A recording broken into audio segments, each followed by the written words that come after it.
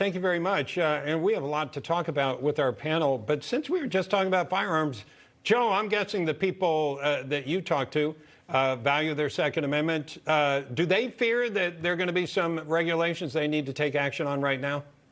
Yes, as you know, I'm in San Antonio area of Texas, just on I-10 in Houston.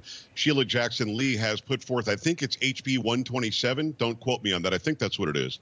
But she put that forth where it turns out she wants everybody to register what firearms they have, what ammunition they have. The registration runs out in like 5 years. Somebody in the federal government will have a registry of everybody who has what gun, when they have it, why they have it. Now, I've read, again, I keep on bringing up that crazy Constitution, but I've read it. And the Second Amendment appears to just say you can't infringe this stuff. So I'm not really sure why they wouldn't be fearful. And it's interesting. You know what's interesting, Bob? And I'm glad you asked me the question, because I've got 16 stations in Michigan, and I spend a lot of time as a TV news anchor and stuff in Michigan. They're scared because they've got a tyrant who, in my opinion, not yours, a tyrant who's in charge, and Gretchen Whitmer. So I'm not stunned that they're going out and buying ammunition and guns in record numbers in Michigan, because they don't know what tomorrow looks like when you've got people like a Whitmer or like a Sheila Jackson Lee here in Texas who think they have the right to infringe what is protected by the Constitution. So good question. The people who I hear from around the country, and especially in those two states, are fearful about what's happening. Stacy, you get the same feedback from folks? Oh, yeah. So we spent 2 hours, not last night, but the night before, 2 full hours of a 3-hour radio program on Sirius talking. And we interviewed Mark Walters from Armed American Radio and the Second Amendment Foundation. And then we also took calls, and everyone has the same concern.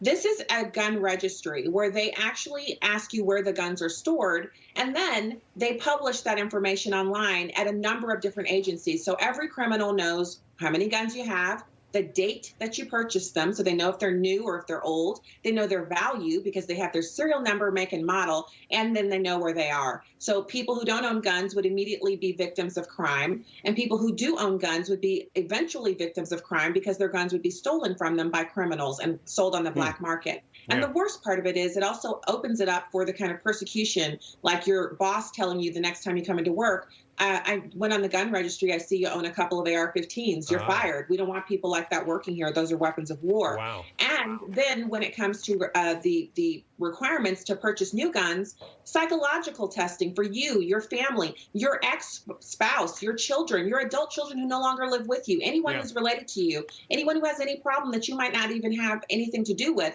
These are reasons to prevent you from buying new firearms. So, of course, this can't stand. Of course, people are dive bombing to buy whatever ammo is left, and it's very short, and buying firearms. And I encourage them to do it. My thing is, if you don't own guns and you're not trained on guns, you're missing out on all the fun. Put 250 rounds through 3 handguns to fit your hand, and then come talk to me, and I'll tell you what my favorite ones are, and you can go shoot those. And then let's celebrate on Instagram by sharing our pics of our guns. And Kristen, a lot of people feel like, especially nowadays, there seems to be a lot of craziness. People would like to own their firearms and not feel like they would be in jeopardy. Absolutely, Bob. I'm not a gun person myself, but I love living in Texas around a bunch of other people who are, because I know when I go into a public space, if somebody with ill intentions tried to, stage a mass shooting or do something horrible, there are probably at least a handful of people around me who are responsible, law-abiding citizens with guns who are the good guys who will be able to fight back. I mean, the data on this is very clear.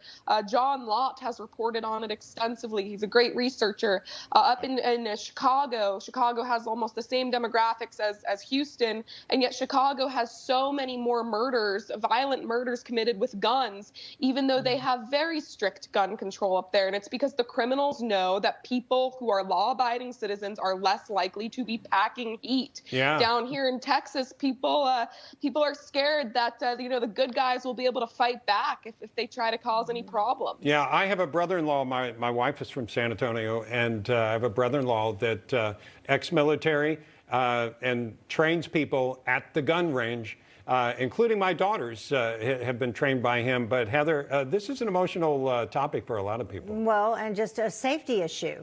You want to defund the police, and then you want to take away people's ability to defend themselves. Where are we left? Yeah. All right, we're going to take a break, come back with more of American Agenda after this.